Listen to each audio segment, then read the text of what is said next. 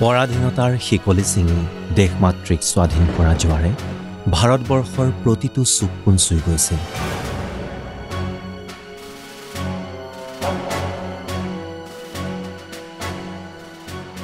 মহাত্মা গান্ধীৰ নেতৃত্বত হোৱা স্বাধীনতা আন্দোলনে কেইবা হাজাৰ বছৰীয়া ইতিহাস সামৰা দেশখনৰ সকলো প্ৰান্তকে প্ৰভাৱিত কৰিছিল।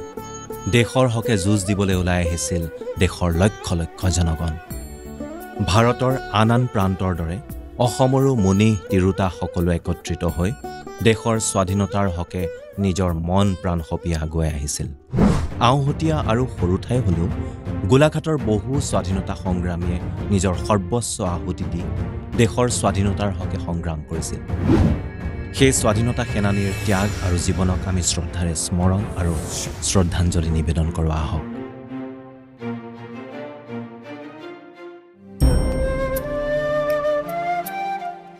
গোলাঘাটৰ বালিজানৰ কুশল কোঁৱৰ 1926 চনত পাণ্ডু মহাসভাত ভলণ্টিয়াৰ আছিল আৰু তাৰ পাছত সংগঠনৰ প্ৰতি আকৰ্ষিত হৈ সৰু পথাৰত সাংগঠনিক কাম কাজত আগভাগ লৈছিল। এনেদৰেই ভাৰত ত্যাগ আন্দোলনৰ এজন অক্লান্ত কৰ্মী হৈ পৰিছিল। সৰু পথাৰত ৰেল বগৰোৱা কাৰ্যত অপৰাধী হিচাপে বিবেচিত হৈ 1943 চনৰ 15 জুন তাৰিখে ফাঁচী কাঠত ওলমিব লগা হৈছিল। গোলাঘাট জিলাৰ স্বাধীনতা আন্দোলনৰ প্ৰথমজন শ্বহীদ এইজনা শ্বহীদ কুশল কোঁৱৰ। গোলাঘাটৰ শংকৰ বৰুৱাই 1921 চনত আৰম্ভ হোৱা অসহযোগ আন্দোলনত অংশগ্ৰহণ কৰি ভলণ্টিয়াৰ হিচাপে কেৱল গোলাঘাটতেই নহয়, উজনি অসমৰ গাঁৱে ভূঞে অক্লান্তভাৱে ঘূৰি বহুতকে কৰ্মী হিচাপে সংগঠনলৈ আনিছিল। কংগ্ৰেছ নেতা কৃষ্ণ শৰ্মা আৰু কুলধৰ চলিহাৰ লগ লাগি অসহযোগ আন্দোলনত যোগ দিয়াৰ বাবে গ্ৰেপ্তাৰো হৈছিল। ইয়াৰ উপৰি 1930 চনত অসমৰ শিক্ষা সম্পৰ্কে জাৰি কৰা কানিংহাম চাৰ্কুলাৰৰ প্ৰতিবাদৰ দায়িত্ব শংকৰ বৰুৱাই লৈছিল। শংকৰ বৰুৱা গুপ্ত বাহিনীৰো নেতা আছিল। অসমৰ ৰাইজৰ মাজত বিপ্লৱী বীৰ হিচাপে জনাজাত শংকৰ বৰুৱাই গোলাঘাটবাসী জনতাক স্বাধীনতা আন্দোলনৰ বাবে একত্ৰিত কৰাত অন্যতম ভূমিকা লৈছিল। গোলাঘাটৰ ৰঙামাটিৰ টেমেৰামেৰী গাঁৱত জন্ম লাভ কৰা কমলা মেৰী স্বাধীনতা আন্দোলনৰ দ্বাৰা প্ৰভাৱিত হৈ প্ৰথমতে গাঁৱৰ পৰাই শান্তি সেনা গঠন কৰি ডেকাসকলক এই সংগ্ৰামত যোগদান কৰাইছিল। 1942 চনত ভাৰত ত্যাগ প্ৰস্তাৱৰ সমৰ্থনত গোলাঘাটত শোভাযাত্ৰা কৰিছিল। 1942 চনৰ 23 ছেপ্টেম্বৰত আন স্বেচ্ছাসেৱকসকলৰ লগতে কমলা মেৰীকো গ্ৰেপ্তাৰ কৰি 6 মাহ যোৰহাট জেলত ৰাখিছিল। চাহ বাগিচাৰ চিকিৎসকৰ পুত্ৰ হৈও গান্ধীবাদী দৰ্শনৰ দ্বাৰা প্ৰভাৱিত হৈ ধীৰেন দত্তই স্বেচ্ছাসেৱক বাহিনীত যোগ দিছিল আৰু শংকৰ বৰুৱাৰ লগ লাগি গুপ্ত আন্দোলনৰ কৰ্মী হৈছিল। চৰকাৰ বিৰোধী কাম কাজৰ কাৰণে কেইবাবাৰো তেখেতে জেল খাটিব লগা হৈছিল। ধীৰেন দত্ত এজন ভাল কবি আৰু সুবক্তাও আছিল। তেখেতৰ বিপ্লৱী চিন্তাধাৰাৰ কবিতা পুথিখন হ'ল অভিযান। 1921 চনত মহাত্মা গান্ধীৰ যোৰহাট আগমনৰ সময়ত গান্ধীক চাবলৈ গৈ গোলাঘাটৰ ঘিলাধাৰী মৌজাৰ হাবিচুকীয়া গাঁৱৰ ভদ্ৰকান্ত ফুকন দেশৰ স্বাধীনতা আন্দোলনত ব্ৰতী হৈ পৰিছিল। 1926 চনৰ পাণ্ডু মহাসভালৈ গোলাঘাটৰ পৰা স্বেচ্ছাসেৱক হিচাপে গৈছিল বাবেই চিলেট জিলাত 7 মাহ বন্দী হৈ আছিল। 1942 চনৰ ভাৰত ত্যাগ আন্দোলনত যোগ দিয়াৰ বাবে তেখেতে আত্মগোপন কৰিছিল আৰু শেষত ধৰা পৰিলত 29 মাহ জেলত থাকিব লগা হৈছিল।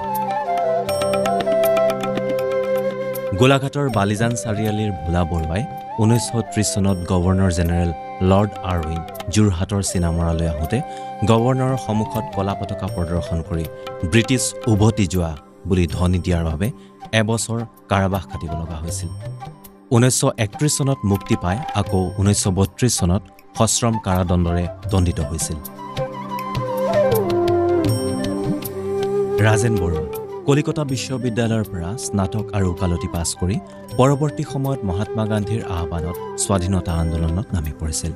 1937 চনত গোলাঘাটৰ উত্তৰ সমষ্টিৰ পৰা তেখেত বিধানসভালৈ নিৰ্বাচিত হৈ ভালেমান ৰাজহুৱা সেৱা আগবঢ়াইছিল।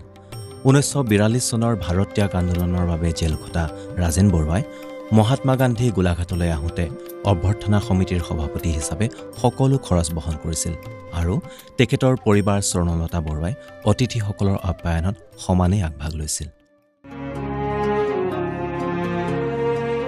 স্বাধীনতা আন্দোলনৰ সময়ছোৱাত মহাত্মা গান্ধীৰ আদৰ্শই প্ৰভাৱিত নকৰা মানুহ কিজানি এমুঠিমানহে আছিল। ভোলাগুৰিৰ বাসিন্দা আপিৰাম গগৈও গান্ধীবাদী আছিল। 1939 চনত ৰঙামাটি মৌজাত সত্যাগ্ৰহ আন্দোলনত শান্তি সেনা বাহিনীত যোগ দিয়াৰ বাবে গ্ৰেপ্তাৰ হৈছিল। তাৰ পাছত বহু বছৰ আত্মগোপন হৈও জীৱন কটাব লগা হৈছিল। বকিয়ালৰ বুঢ়াগোহাঁই খাটৰ কেকাই সোণোৱাল নামে প্ৰখ্যাত কেশৱ চন্দ্ৰ সোণোৱালে স্বাধীনতা আন্দোলনত অংশগ্ৰহণ কৰাৰ বাবে 1932 চনত তেখেতক গ্ৰেপ্তাৰ কৰিছিল। সেই কেকাই সোণোৱালে আকৌ 1942 চনৰ ভাৰত ত্যাগ আন্দোলনত অংশগ্ৰহণ কৰাৰ বাবে পুনৰ জেল খাটিব লগা হৈছিল। গোলাঘাটৰ মধুমিশ্ৰ সত্ৰৰ সত্ৰীয়া পৰিৱেশত ডাঙৰ হোৱা দ্বাৰিকানাথ গোস্বামী 1921 চনত অসহযোগ আন্দোলনত সক্ৰিয় অংশ লৈ বনগাঁও নামঘৰত বক্তৃতা প্ৰদান কৰি থকা অৱস্থাতে পুলিচে তেখেতক গ্ৰেপ্তাৰ কৰি জেলবন্দী কৰি থৈছিল।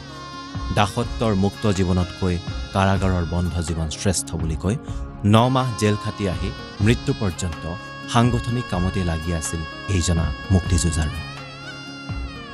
দেশৰ স্বাধীনতাৰ হকে দেহে কেহে খটা এনে অনেক স্বাধীনতা সংগ্ৰামীৰ গাথাই স্বাধীনতা আন্দোলনত গোলাঘাটৰ অংশগ্ৰহণ সৰ্বাত্মক কৰি তুলিছিল। সেই অবিস্মৰণীয় দেশপ্ৰেমৰ নিদৰ্শন দাঙি ধৰা মুক্তিযুঁজাৰুসকলৰ ভিতৰত গোলাঘাটৰ বিজু বৈষ্ণৱ, মহেশ্বৰ বৰুৱা, যদুনাথ শইকীয়া, চানু খেৰীয়া, মহেন্দ্ৰ চলিহা, নবীন বৰা, নবীন চন্দ্ৰ গোস্বামী, বিষ্ণুৰাম কাকতি, ধ্যান চন্দ্ৰ শৰ্মা, ৰাম দাস ৰবি দাস, যদুমণি চপাখানাৰ পূৰ্ণচন্দ্ৰ গোস্বামী, দেৰগাঁৱৰ নৰেন শৰ্মা, জীৱেশ্বৰ হাজৰিকা, কমলেশ্বৰ মহন্ত, গোলাপ চন্দ্ৰ পূজাৰী, খুমটাই বুঢ়ালিকচনৰ গন্ধৰাম গগৈ হাতী বৰুৱা, পটীয়া পথাৰৰ হৰিচন্দ্ৰ গগৈ, বেটিয়নিৰ ফটিক চন্দ্ৰ হাজৰিকা, বোকাখাটৰ চিদানন্দ শইকীয়া, কৃষক নেতা ৱাল ঠাকুৰ, দৈগ্ৰুঙৰ সোণাৰাম বৰুৱা আদি আছিল অন্যতম। ভাৰতৰ স্বাধীনতা আন্দোলনত মহিলাসকলৰ অৱদান পুৰুষসকলতকৈ কোনো গুণে কম নাছিল। অসমতো সমানে হাতে হাত ধৰি খোজত খোজ মিলাই সমস্বৰে মুকুতিৰ বাট বুলিছিল বহু বীৰাংগনাই। স্বৰ্ণলতা বৰুৱা, হৰিপ্ৰিয়া দত্ত, মাধৱী সোণোৱাল, প্ৰতিমা সুন্দৰীকে আদি কৰি সেই মহিলাসকল যিসকলৰ নাম বা তেওঁলোকৰ কৰ্মৰাজি অজানিতে ইতিহাসৰ পাতে সামৰি ৰাখিব নোৱাৰিলে, সেই বীৰাংগনাসকলক তেওঁলোকৰ প্ৰত্যক্ষ বা পৰোক্ষ অৱদানৰ বাবে শ্ৰদ্ধাঞ্জলি নিবেদন কৰিছোঁ।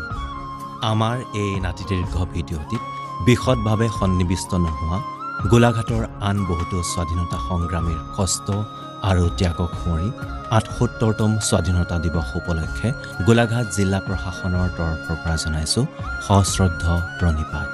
জয় হিন্দ, ভাৰত মাতাৰ জয়, জয় আই অসম।